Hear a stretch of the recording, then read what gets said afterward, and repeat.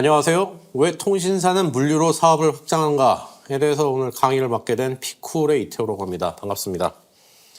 저는 현재 네이버 프리미엄 콘텐츠의 피쿨 기업 분석 쿨하게를 운영하고 있고, 그리고 국내 테크와 스타트업 소식을 해외 영어로 전하는 그런 스타트업을 3년 넘게 운영하고 있습니다. 그 전에는 KT와 그리고 오라클, 잘 모르시는 분들을 위해 세계에서 매출 기준으로 마이크로소프트 다음으로 큰 소프트웨어 회사입니다. 그리고 시장조사 기간 가트너에서 근무했습니다. 자, 오늘 이 이야기를 드리는 관점은 시장의 관점에서 텔코들이 얼마나 어려워졌고, 그래서 어려워진 텔코들이 어떻게 물류로 뛰어들게 됐는지를 설명을 드리고, 또 뛰어들어서 어떻게 사업을 전개하는지 KT의 사례와 SK텔레콤의 사례로 설명을 드리겠습니다. 이거를 업의 관점으로 보기보다는 숫자의 관점으로 이해하시면은 왜 확장하는지가 더 이해가 되실 겁니다. 왜냐하면은 숫자는 매우 객관적이고 감정이 없으면서도 매우 공정한 그런 거로 저는 생각을 하고 있거든요. 들어가겠습니다. 자, 시가총액만큼 시장을 잘 설명하는 게 있을까요?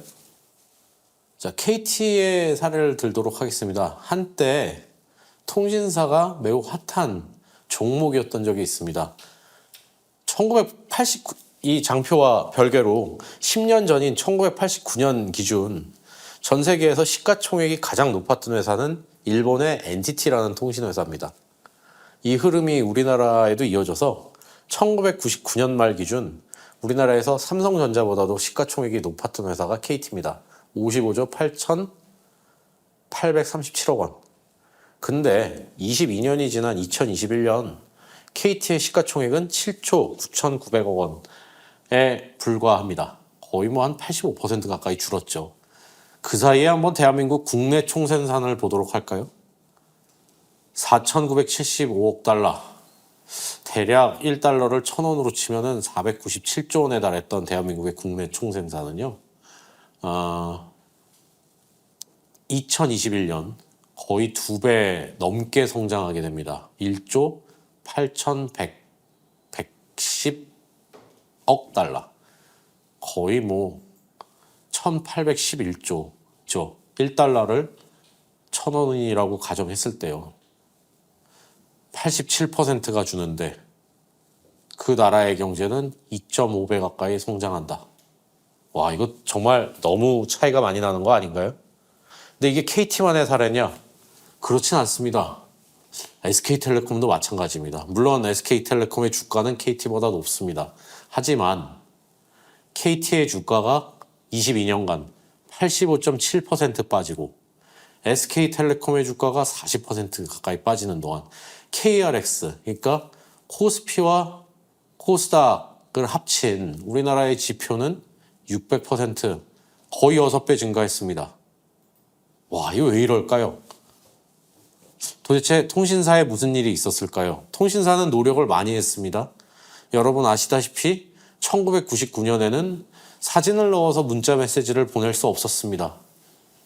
물론 필름이나 줌 같은 아시는 분들은 아실 수도 있을 거예요. 혹시 통신 시장에 관심이 많으신 분들은.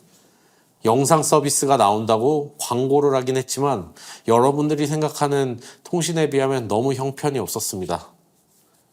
왜냐하면 신사업에서 다 실패를 했기 때문입니다. KT의 사례를 볼까요?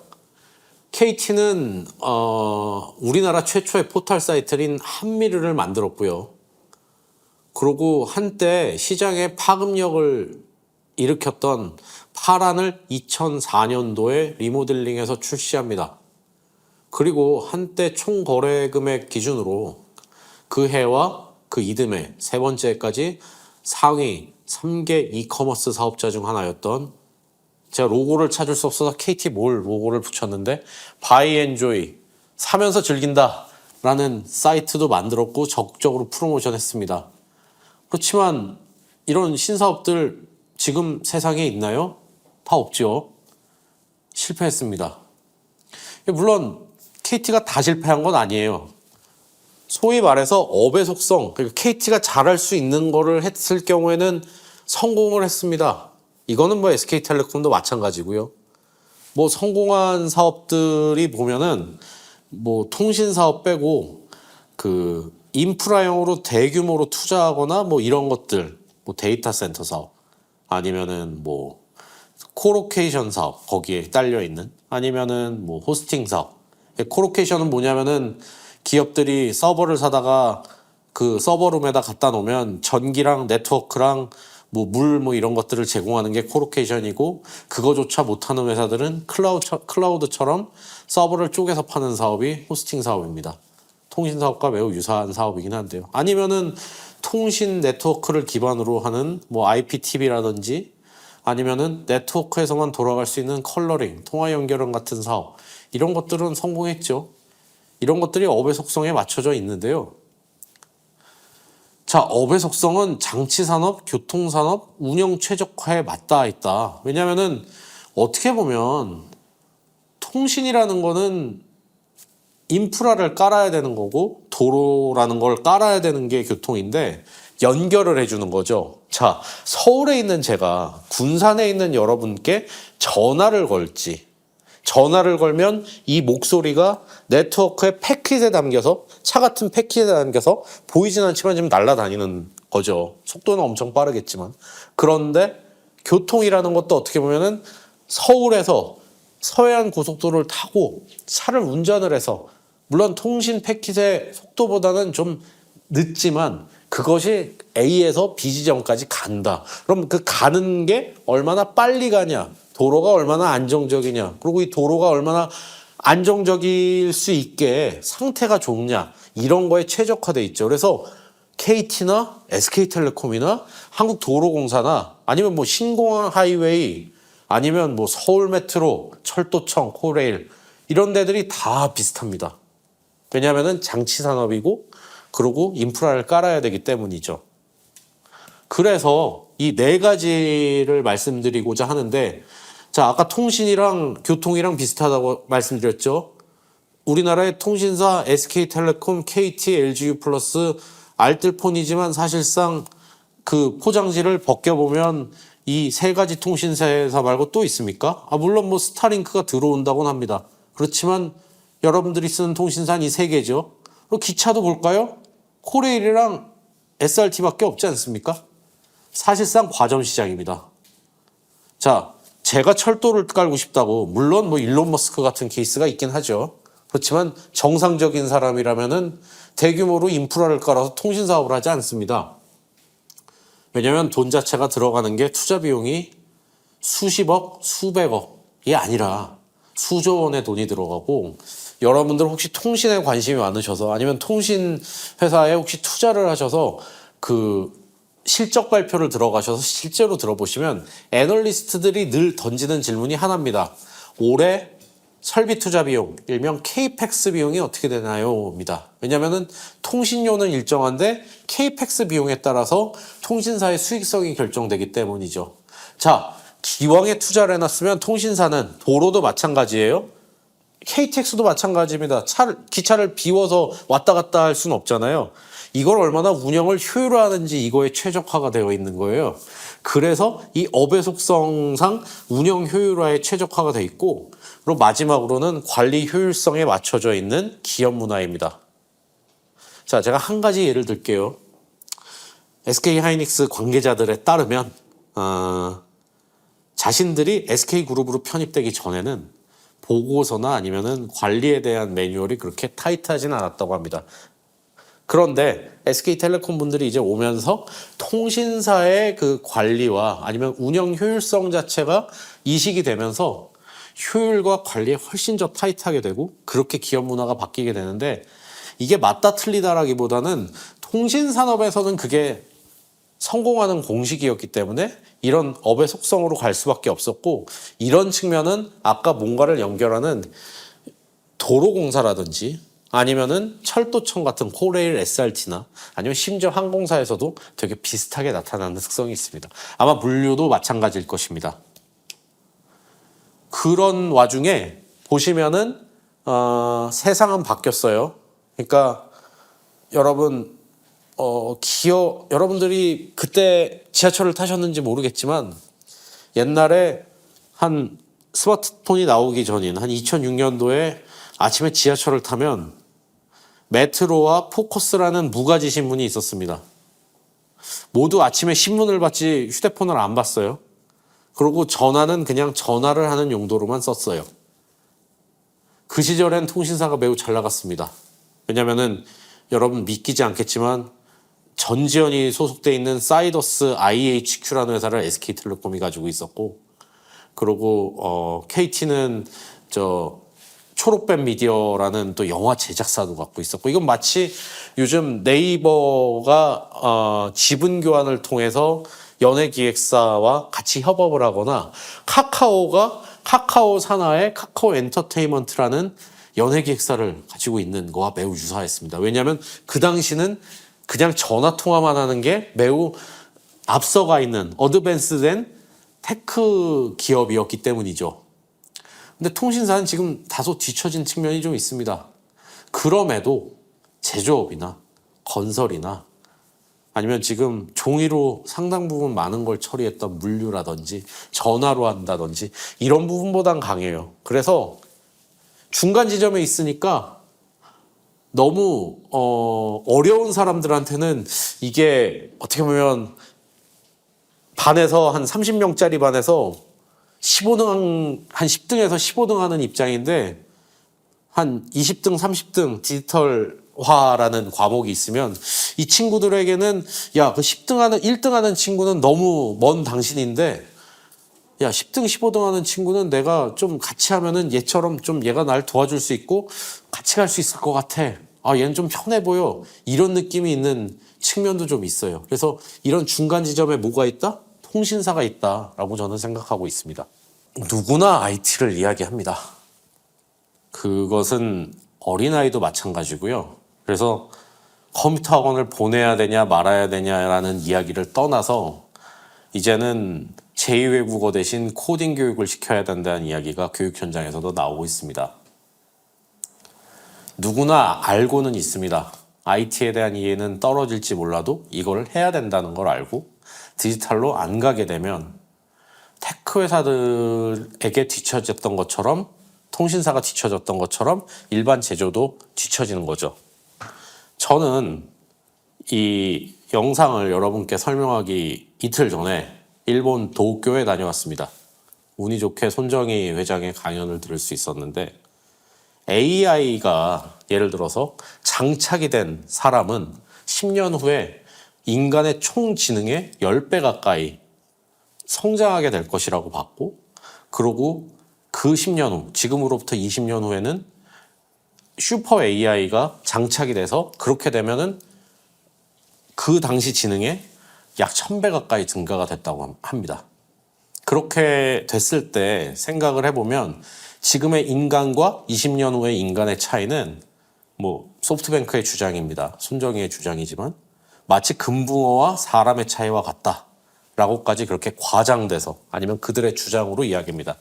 하지만 그만큼 디지털로 가고 디지털 전환을 하는 것이 선택이 아닌 생존의 문제이기 때문에 물류 산업에서도 이것을 어떻게 적용하고 이거를 바꿔나갈까가 숙제일 수밖에 없습니다. 그래서 자연스럽게 물류 산업에 대한 이야기를 드리면서 넘어가게 됐는데요. 자, 한국무역협회가 수출입 물류 디지털 전환이라는 보고서에서 설문조사로 활용한 내용입니다.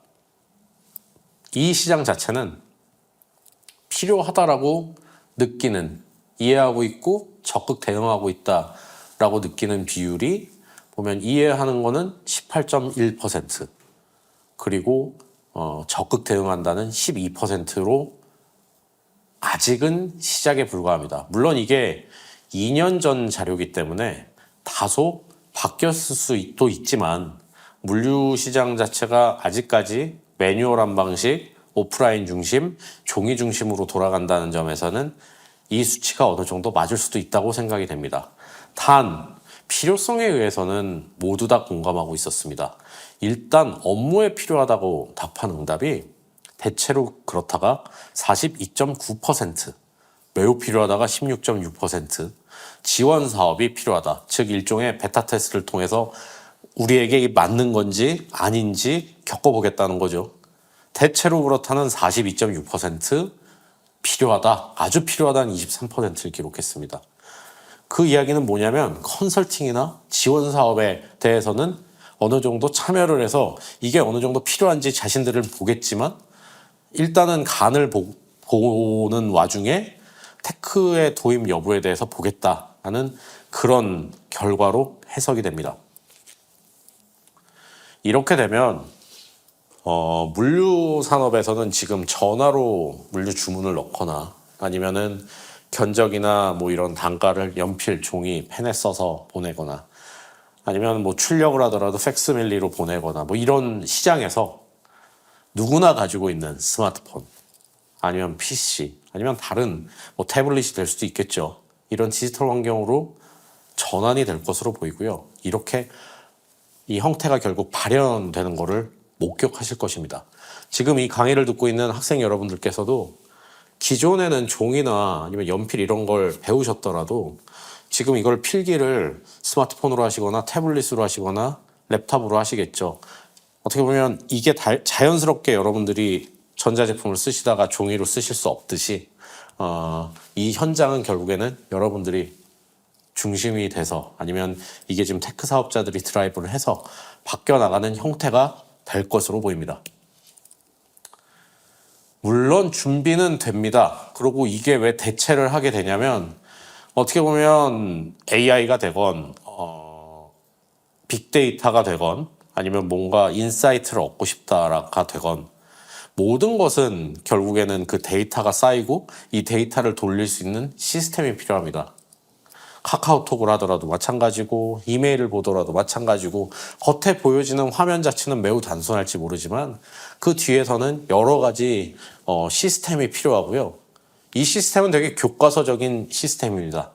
그래서 아까 말씀드렸듯이 여러 가지 데이터를 모을 수 있는 정보 통합 시스템이 일단 필요할 것이고 뭐 차량들을 관리하는 시스템이 필요할 것이고 그리고 전자 데이터를 교환하는 시스템도 필요하고 그리고 정보 통합과 좀 맞닿아 있긴 한데 단순히 엑셀에 넣는 수준이 아니라 이걸 데이터베이스화해서 향후 이거를 데이터 인사이트를 얻을 수 있는 기초 자산을 만드는 게 될 것이고 그 데이터베이스를 넣기 위한 주문 관리나 아니면 추적을 하기 위한 것들이나 모니터링이나 이런 여러 가지 것들 아니면 추가에 따라서는 용도에 따라서 여러 가지 뭐 분석이라든지 시각화라든지 이런 것들도 다 넣어서 결국에는 테크가 주도하는 것이 아닌 현장에서 그리고 이 물류 산업에 계신 분들이 이게 필요해서 이게 더 편리해지고 단순해지고 이걸 통해서 우리가 속도가 빨라지고 그래서 효율적이 되면서 이거 없으면 안 되겠다라는 방향으로 디지털은 대체될 것이고 그리고 이미 여러 가지 영역에서 그런 식으로 오프라인이 디지털로 전환이 되고 그렇게 해서 세상은 더 발전해 왔습니다. 그리고 그것이 테크 업계에 있는 모든 사람들의 사명이자 임무입니다. 네, 그렇게 발전이 되어 왔는데요. 물론 이거에 대해서는 각각의 색깔, 사람마다 아니면 각각의 비즈니스 형태에 따라서 색깔이 다를 수밖에 없고 여기서 봤을 때 통신사들은 그 물류의 영역, 저는 물류에 대해서 100% 여러분들보다 잘 알지는 못합니다. 그렇지만 최소한 퍼스트 마일이나 미들 마일이나 라스트 마일 쪽에 대한 구분은 있는데 현재 통신사들이 집중하는 분야는 미들 마일입니다. 크게 두 가지인데요. 첫 번째로 미들 마일 분야 같은 경우에는 시장 사이즈 자체가 라스트 마일보다 훨씬 큽니다. 여러분들 스니커즈 크림이나 이런 데 리셀 하시나요? 제 주변에 하는 분들 이야기를 들어보니까 내가 이쁜 모델이 아니라 잘 팔리고 그러면서도 희귀성이 높은 거를 잘 찾아서 사야지 돈을 벌 수 있다고 하더라고요. 물류 산업도 마찬가지라고 생각합니다. 퍼스트 마일, 미들 마일, 라스트 마일 이렇게 구분이 되고 여러분들이 저보다 더 잘 아실 거예요. 저는 통신이나 테크 쪽 전문가지만 물류 쪽은 저도 책으로 보고 공부를 여러분들과 같이 하는 그런 수준이거든요. 근데 시장 사이즈로 봤을 때 2020년 국토교통부 자료에 따르면 미들마일 물류 시장은 30조 원, 라스트마일 시장은 7조 원입니다. 그리고 라스트마일 시장은 어떻게 보면 뭐 쿠팡이나 CJ나 이런 기존 사업자들이 매우 강하고 그들이 자체 내부적으로 디지털 전환을 내재화했기 때문에 거기에 통신사들이 들어갈 영역은 그렇게 많지 않아 보여요. 오히려 물류센터와 물류센터, 창고와 창고를 연결하는 미들마일에서 더 기회를 찾은 거로 보입니다. 자, 제가 다녔던 KT 이야기를 드리겠습니다. KT는 크게 세 가지 영역으로 접근을 하고 있습니다. 이거는 KT 소개 자료를 여러분들께 말씀드리려고 하는데요. 여기다 이제 추가로 제가 바라본 KT는 왜 물류를 그렇게 하는가에 대해서 말씀드리고자 합니다. 일단 뭐 콜드 체인 물류, 그리고 KT가 팀프레쉬에 투자한 그런 영역도 있고, 그러니까 이쪽으로 갈 수밖에 없는데 카고 물류라고 하죠. 일단 운송 환경, 그러니까 온습도 모니터링이나 뭐 파손 방지, 실시간 위치 모니터링, 그래서 뭐 GPS 연계한 위치 트래킹, 엔드투엔드 가시성 확보 이렇게 돼 있는데, 자, 이거는 KT가 왜 이걸 할까를 생각을 해보시면, KT가 지금은 그 회사가 없어졌지만 한때 2010년도 초반에 시스코라고 하는 되게 유명한 네트워크 스위치 회사예요. 그러니까 이게 뭐냐면 여러분 라우터라고 아실 텐데, 이게 지금 군산대학교에 있는 라우터랑 원래 제가 있는 서울 마루 180의 라우터랑 원래 라우터가 안 맞았습니다. 근데 이 라우터가 맞아야지, 이게 아기가 맞아서 떨어지듯이 맞아야지 인터넷이 되는 거잖아요. 아니면은 그 특정 지역, 특정 건물 안에서만 되는 겁니다. 근데 시스코 창업자가 스탠포드 대학을 다녔고, 그 창업자의 와이프가 제가 알기로는 버클리 대학교를 다녔어요. 근데 둘이 이메일을 서로 연결해서 이메일을 쓰고 밤에 그 전화 비용 아끼면서 좀 채팅도 하고 싶은데, 이게 인터넷이 라우팅이 안 맞으니까 라우팅을 그냥 개발을 한 거죠. 그게 이제 시스코의 원리인데, 시스코가 네트워크 장비만 팔아서는 매출을 올릴 수 없으니까 여러 가지 영역에 진출하는데 그중 하나가 스마트 시티입니다. KT도 송도에 일부 들어갔지만 지금 화성, 동탄으로 더 유명한 화성 1차, 2차 UCT의 스마트 시티 사업을 추진한 바 있습니다. 근데 이때 가장 중요했던 게 뭐냐면, 아파트의 습도나 온도를 모니터링해서 사람들이 정말 편안하고 그 최적화된 생활 환경에 살 수 있게 모니터링하는 솔루션이 있었어요. 그 솔루션이 어떻게 보면 사람이 쓰던 게 물류창고로 간 그런 케이스입니다. 그래서 KT가 콜드체인 물류에 자기네들이 강하다라고 주장할 수 있는 이유 중 하나고, 자신들이 쓰던 거를 일종의 노프팅 하던 거를 그 물류 환경으로 갖고 온 이런 케이스라고 볼 수 있습니다. 뭐 나머지 GPS 모니터링이나 아니면은 뭐 충격 모니터링은 과거 창고 관리 시스템이나 그 창고 관련된 회사들의 전용 회선을 판매할 때 부가 서비스로 판매하던 거를 갖고 온 개념이고요. 자, 배송 물류입니다. 참고로 KT 같은 경우에는 여러분들 요즘은 휴대폰 쿠팡이나 아니면은 뭐 11번가 아니면 네이버에서 공기계를 사시는 경우가 많지만, 옛날에는 공짜폰이나 버스폰이라고 그래서 0원, 1,000원 이렇게 팔던 시절이 있었습니다. 그 시절에 KT의 대리점주나 아니면 영업사원의 가장 큰 임무 중 하나는 대리점이나 판매점에 제때제때 저렴한 단말기를 공급하는 거였습니다. 그래서 통신사 자체 물류도 매우 발달된 상황이었고요. 그래서 화물 배송 현황 관리가 탑차가 아니지만 최소한 차가 언제쯤 와서 언제 이걸 팔 수 있다가 내부적으로 시스템에 되어 있었습니다. 그리고 최적 배차나 공차 관리도 내부적으로 어느 정도 되어 있던 상황이고요. 이거를 물류로 확장한 케이스라고 볼 수 있고요. 그리고 실시간 위치 모니터링 같은 경우에도 뭐 티맵이나 아니면 카카오네비와 비교할 바는 아니지만 KT 내부에 올레나비라고 하는 내비게이션이 있었고, 이 내비게이션에 있던 내부 솔루션을 일종의 내재화해서 이걸로 최적 경로에 다시 활용하는 것으로 보입니다. 그리고 주행 기록 모니터링 같은 경우에는 통신사 자체가 기지국 정보와 GPS 정보를 이용해서 현대상이나 이런 보험사에 주행기록 모니터링을 판매하고 있어요. 아니면 그건 다른 통신사도 마찬가지일 것입니다. 여러분들 그 T맵을 쓰시는 학생분들이 계시냐면 과속을 많이 하면 당신의 보험료가 올라갈 수 있습니다라는 경고 알림 문자를 받으신 적이 있을 거예요. 이런 것처럼 주행기록 모니터링이 이미 어느 정도 내재가 됐고 B2C용으로 그러니까 일반 고객용으로 이걸 운영하고 있었기 때문에 그걸 물류 산업에 적용하는 건 그리 부자연스럽지는 않았습니다. 자연스러웠던 거고요. 그리고 창고 물류는 앞선 스마트 시티와 매우 유사한데 보관 환경 그리고 실내 치기 모니터링. 자, 이게 왜 중요하냐면 GPS는 밖에서는 잡힙니다. 왜냐하면 위성이 여러분들의 위치를 좌표를 찍어서 GPS건 아니면은 뭐 글로나스건 그 뭐 미국이건 러시아건 유럽 방식에 따라서 달라지죠. 그거를 찍어주는 건 되는데 실내로 가면 터널로 가면은 이 차가 움직이는지 움직이지 않고 멈춰 있는지 알 수가 없죠. 그런데 기지국 정보를 갖다가 잡아서 이 차가 어떻게 움직인다, 차에 이상이 없다, 그거를 활용하는 게 통신사는 매우 전문에 되어 있습니다. 그리고 기지국이라는 게 이렇게 팔만한 그런 기지국이 아니라 손바닥만한 기지국들이 군데군데 박혀 있거든요. 이런 거를 배치해 놓으면은 화물 위치 트래킹이 훨씬 자연스러워지죠. 그걸 통해서 관리 효율성을 제고했고 앞서 설명한 것처럼 통신사는 작업 동선 관리에 유리할 수밖에 없는 게 해당 직원들에 대한 프로세스를 관리하고 효율을 높이는 데 매우 조직이 최적화되어 있기 때문에 그걸 창고 물류로 가져갈 수 있다.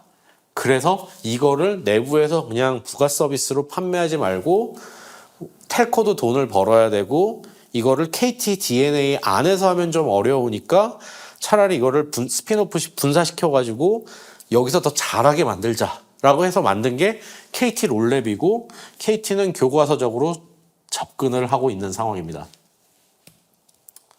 그리고 하나 KT가 주목할 만한 점은 결제나 아니면 바로 송금 이런 거에서 특화를 보이고 있다는 차원인데요. KT는 헌법상 대한민국의 사기업은 금융기관을 소유할 수가 없습니다. 그거를 금산분리 원칙이라고 불리죠. 그건 헌법에 규정되어 있는 거라서 바꿀 수가 없습니다. 그래서 KT도 BC카드를 50% 이상 소유하고 있는 게 아니고요. K뱅크도 마찬가지입니다. 그런데 이런 원칙과 더불어 국가보안적인 측면에서 여러분들이나 아니면 제가 쓰고 있는 통신망과 일반 군 그리고 금융이 쓰는 네트워크 망 자체가 다릅니다.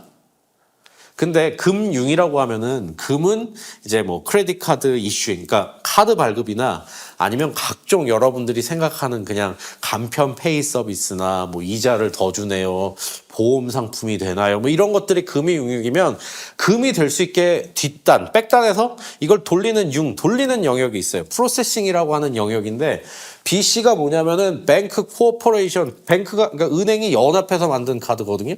이 연합해서 만든 카드이기 때문에 자기네들이 KT가 네트워크를 통해서 금융시장도 먹겠다라는 의도로 13년 전에 BC카드를 인수합니다. 근데 아시다시피 현대카드도 그렇고 뭐 우리카드 따로 로고 BC카드 없는 것들 요즘 있으실 거예요. 지금 지갑 꺼내보시면은 이게 BC카드 로고가 안 보이는 카드들이 있는데 카드사들이 자체 그 프로세싱 네트워크를 만들기 시작했습니다. 그래서 BC는 시장 점유율은 1위지만 통신사와 유사하게 이게 매우 빠지고 있는 상황이에요. 근데 KT는 이걸 어찌됐건 인수를 해놨고 거기다가 벤이라고 하는, 여러분들 가면은 지금 여기 보이는 그 화면 스마트로고라고 하는 그 벤이라고 하는 그 사업자도 가지고 있습니다. 근데 여기도 지금 매출이 그렇게 좋지는 않거든요.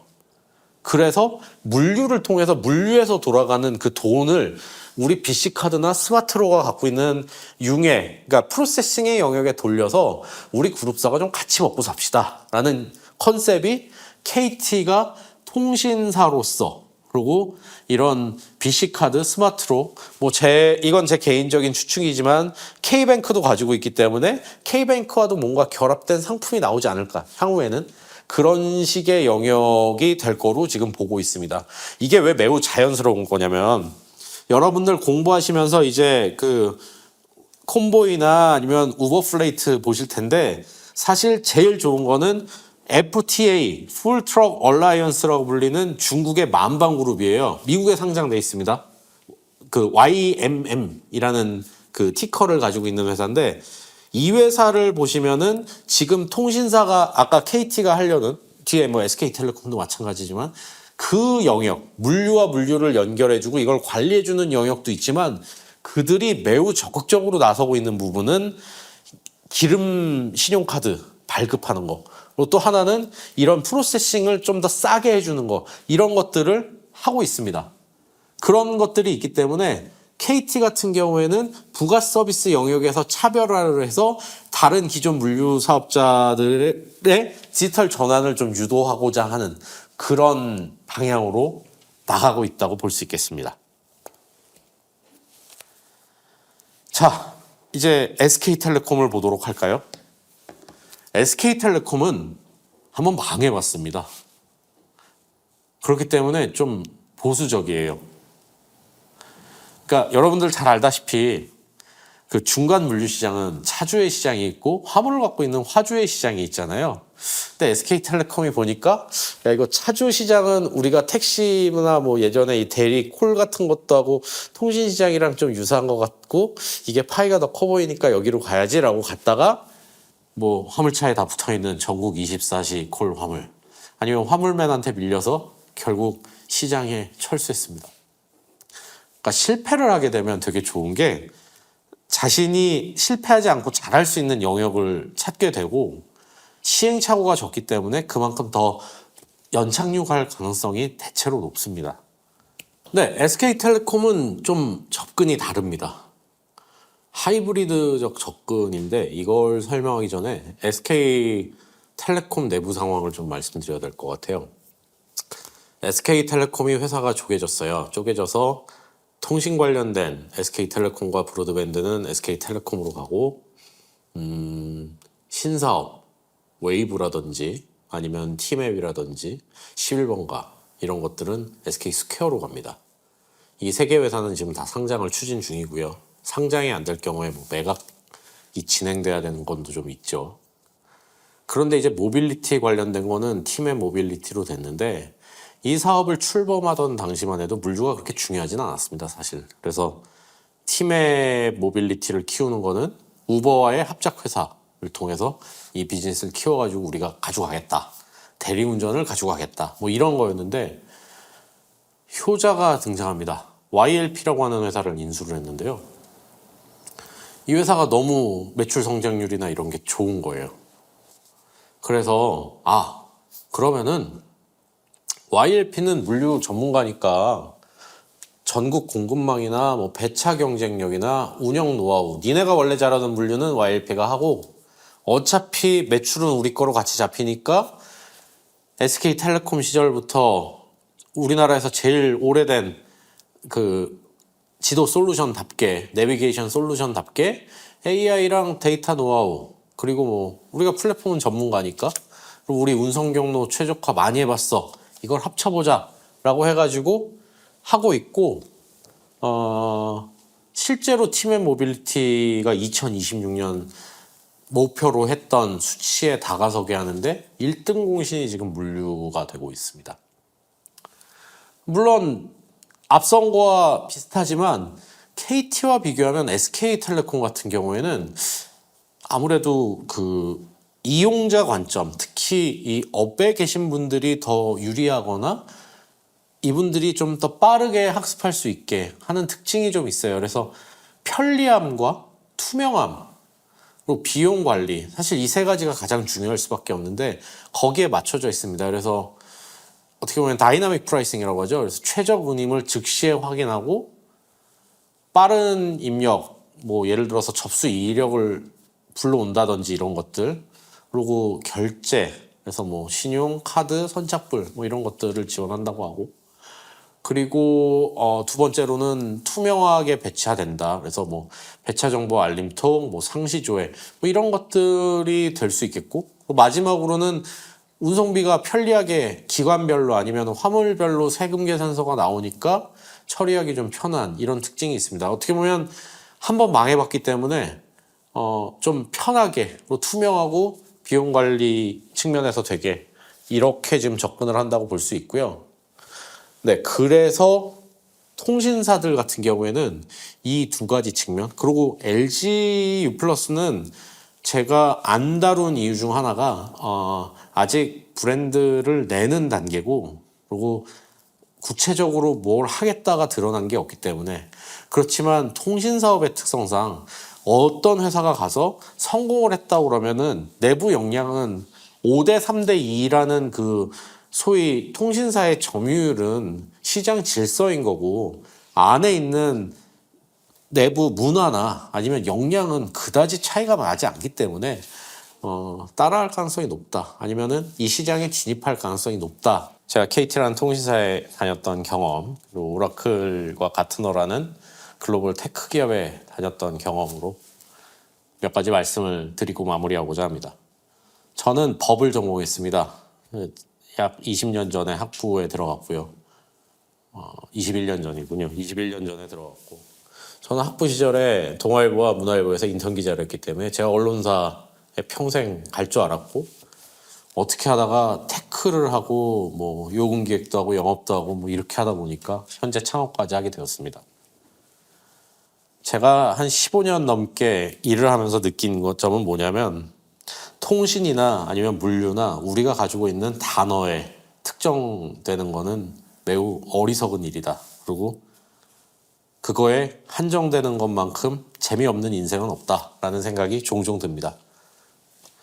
어떻게 보면 기술이 발달되면서 우리가 갖고 있던 어떠한 관념이나 관성 같은 게 깨지는 현상이 계속되고 있고요.